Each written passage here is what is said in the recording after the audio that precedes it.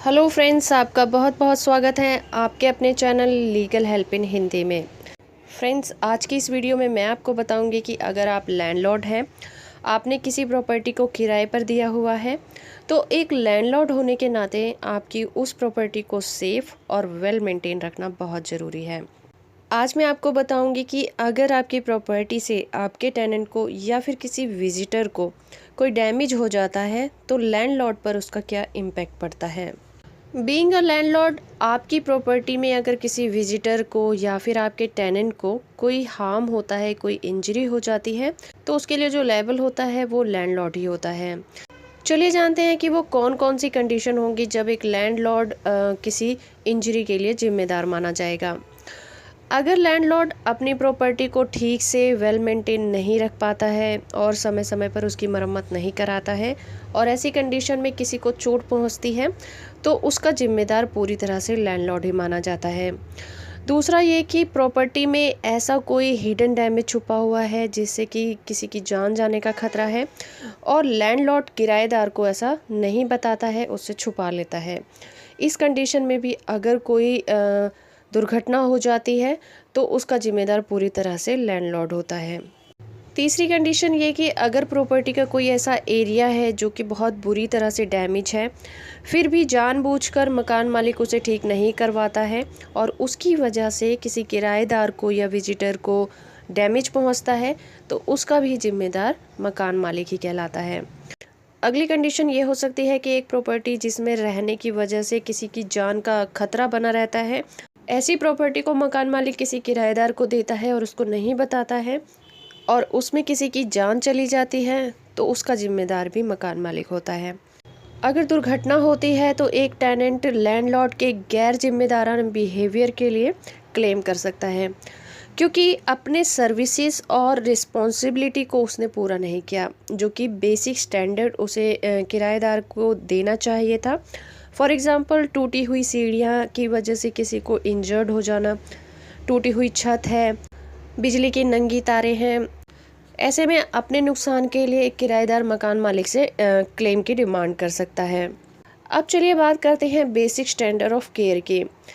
In case of tenant injury, तो basic standard of care की बात करें तो वो है sense of responsibility towards the property maintaining it और फ्यूचर डैमेज के लिए कंसर्न भी रहे।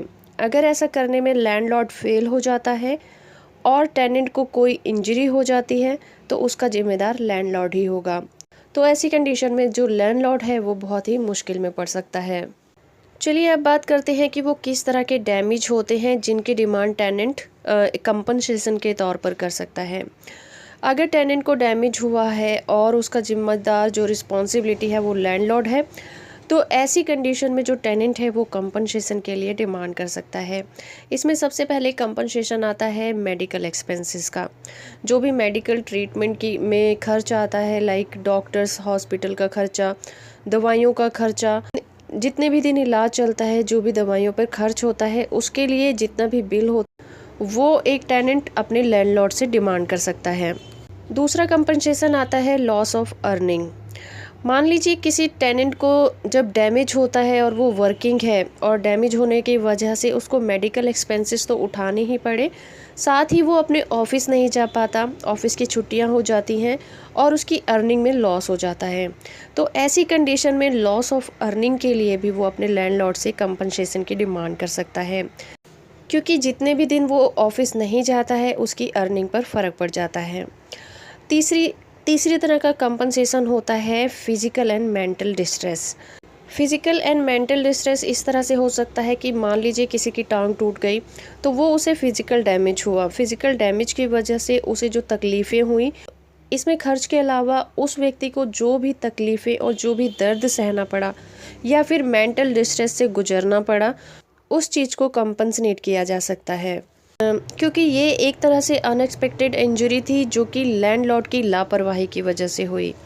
चलिए अब बात करते हैं कि ऐसे कौन से रीज़न हो सकते हैं जहां पर कि टेनेंट को चोटें तो आए प्रॉपर्टी के डैमेज की वजह से, पर उसका जिम्मेदार जो है वो लैंडलॉर्ड नहीं होता।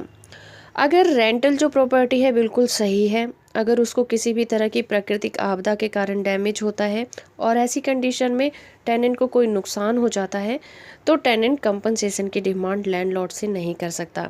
जैसे कि अर्थक्वेक आ जाना, आग लग जाना, चोरी हो जाना, बाढ़ आ जाना, इन सब चीज़ों के नुकसान की वजह जो है वो लैंडलॉर्ड बिल्कुल नहीं होता है।